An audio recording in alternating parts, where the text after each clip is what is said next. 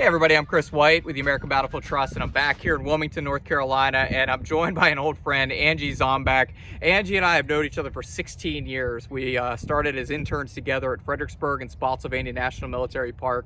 Gary always jokes behind the camera that everybody's come from Fredericksburg, it seems like, because we have an awesome intern program, which produced both of us here. And Angela is an assistant professor of history here in Wilmington at the University of North Carolina at Wilmington. She's written a lot of articles and books, and you need to check out some of the things that she's done, but including some work on Rose O'Neal Greenhow. Now you're probably wondering, why are we here in Wilmington talking about Rose O'Neal Greenhow, who is a Confederate spy from Maryland? Well, there is a great backstory here, and Angela's going to share the story of Rose O'Neal Greenhow and show her ties here to the Wilmington area.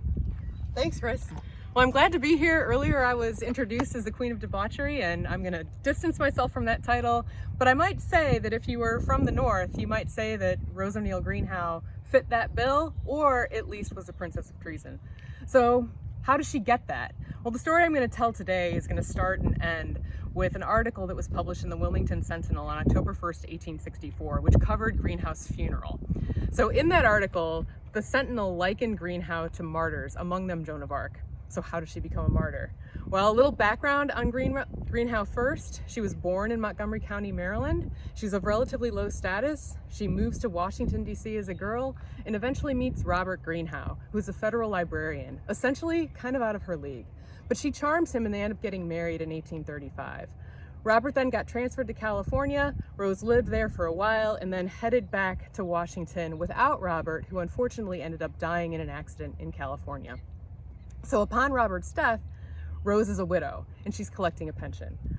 So what does she do? She buys a house 4 blocks north of the White House, and she starts to become the confidant of some relatively prominent individuals, among them fire eater John C. Calhoun. So when the Civil War breaks out, you might think that a woman with strong Southern sympathies would move south, but she doesn't. She stays in Washington and she becomes a Confederate spy. So Greenhow, in July 1861, informed Confederate officers of the movements of Union General Irvin McDowell's troops towards Manassas Junction. And of course, the Confederates end up winning the Battle of Bull Run, the first Battle of Bull Run, in an overwhelming victory. So Greenhow's spying continues from there. It eventually encompasses several states and includes about 48 women and 2 men. So she's going to catch the eye of the Union Intelligence Service, whose head was Allen Pinkerton. And Allen Pinkerton put a bead on her and actually ended up getting detained himself in the first attempt to arrest Greenhow.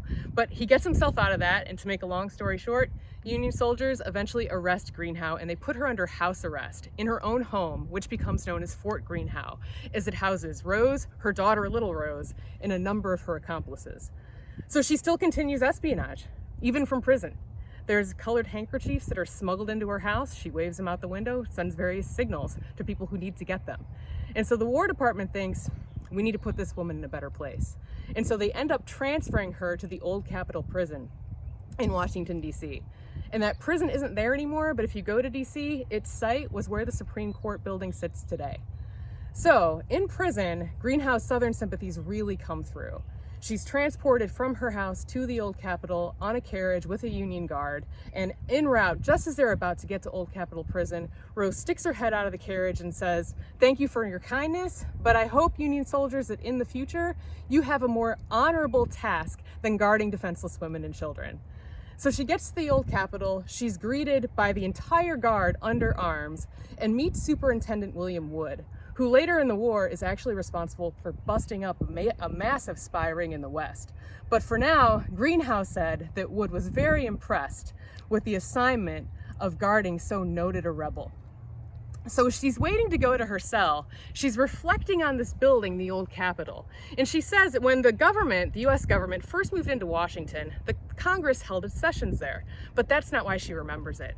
She remembers the building, and particularly the room that she's sitting in, waiting to be transported to her cell, as the room where John C. Calhoun, right before he died in 1850, gave a speech that said that the federal government cannot endure. In fact, it's becoming too centralized, and the only way that the Constitution is going to survive is if it goes to states' rights. So Greenhow finally gets to her cell. She and her accomplices are put under a guard of 6 men. They're kept in close confinement, and they are prohibited from communicating with anybody, but of course, Greenhow still does. She's passing letters in and out of the prison, and she notes in her memoirs that the police detectives had to subject them to a chemical process to extract the treason from them on their way out. So as Greenhow is sitting in prison, she's starting to become antsy. She wants to get out. She tries to escape. She ends up failing in that. So finally, the War Department is going to investigate her case. She was in close confinement at Old Capitol Prison from January 18th, 1862 to May 31st, 1862. The War Department on that day sends her out of Old Capitol Prison. They exile her south, and they order her not to leave, which of course Rose is not going to obey. So she goes south, she goes to Richmond, she's hailed as a heroine, she meets with Jefferson Davis, and then in the summer of 1863, she goes on a diplomatic mission to England and France in hopes of gaining support and money for the Confederacy. While she's in England, she writes her memoir, which is entitled My Imprisonment in the First Year of Abolition Rule in Washington. She gets engaged, and then she ends up coming back to America in August of 1864 aboard the British blockade runner Condor.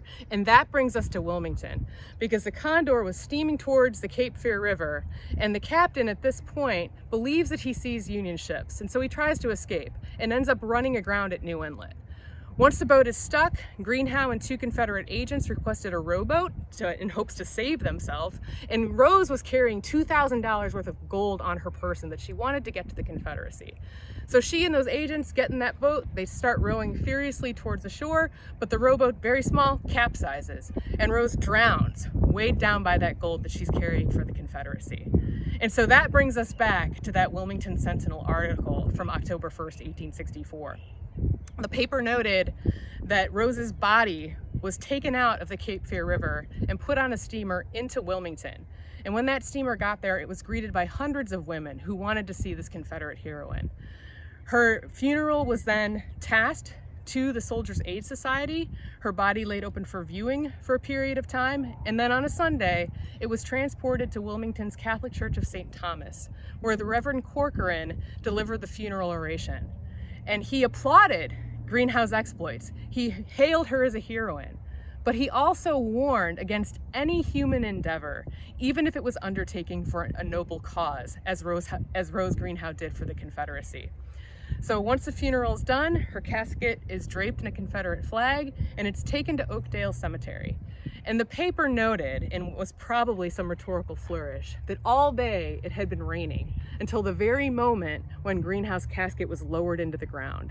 At that point, the sun came out and there was a vivid rainbow that appeared in the sky. So in the introduction to her memoirs, Rose wondered about whether or not a chronicle of her long and humiliating imprisonment would have been interesting to the public as her friends said it would.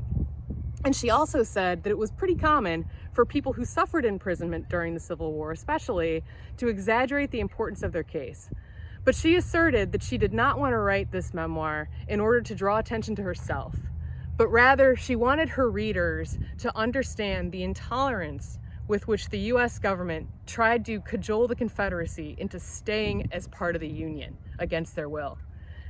Greenhow's espionage definitely demonstrated her intolerance towards the U.S. government, and till this day, she's remembered as a traitor in the North and a martyr in the South.